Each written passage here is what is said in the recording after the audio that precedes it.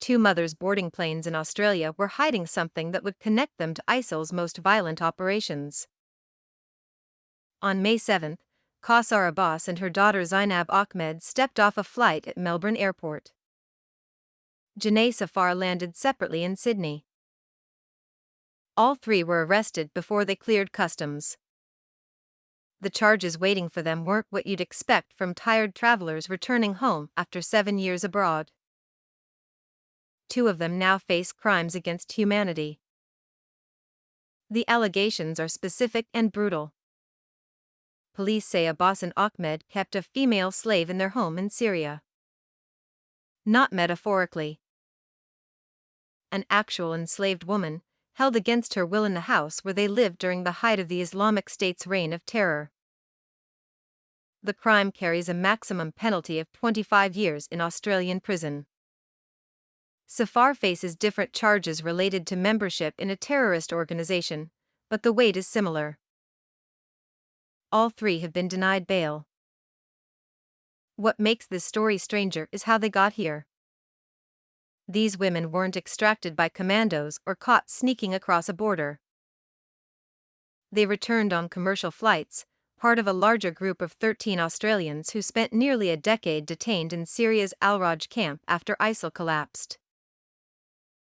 4 women, 9 children, all Australian citizens with a legal right to return home. The Australian government knew they were coming. Federal police were waiting at the gates. The camps where they'd been held are closing. Al-Roj, the larger and more notorious facility, shut down earlier this year after housing tens of thousands of ISIL family members since 2019. Al-Roj, smaller but still holding thousands, is winding down operations as Syria's new government decides what to do with the foreign nationals left behind.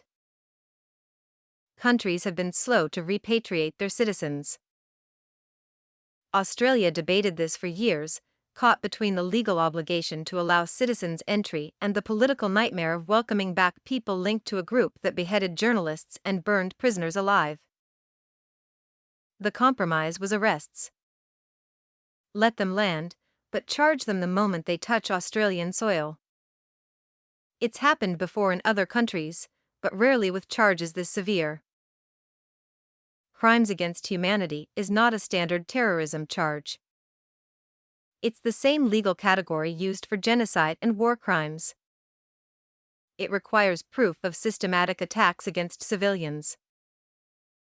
Australian prosecutors will need to prove these women didn't just live in ISIL territory or marry fighters, they actively participated in slavery, one of the group's signature atrocities against Yazidi and other minority communities.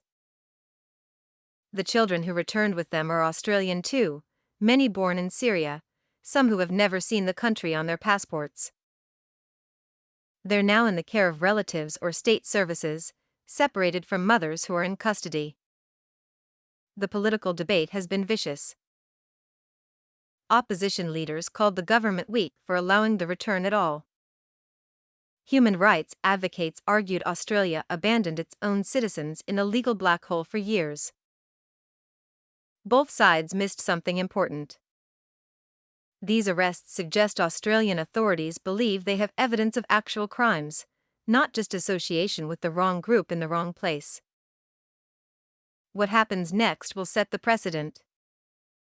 If the slavery charges stick, Australia will have successfully prosecuted crimes against humanity committed overseas by its own nationals during a foreign conflict. If they don't, the government will have jailed women and separated them from their children based on allegations it can't prove in court. Either way, the 9 children who flew home are watching. They're Australian now, whether anyone likes it or not. What the courts decide about their mothers will shape what they believe about the country they're supposed to call home.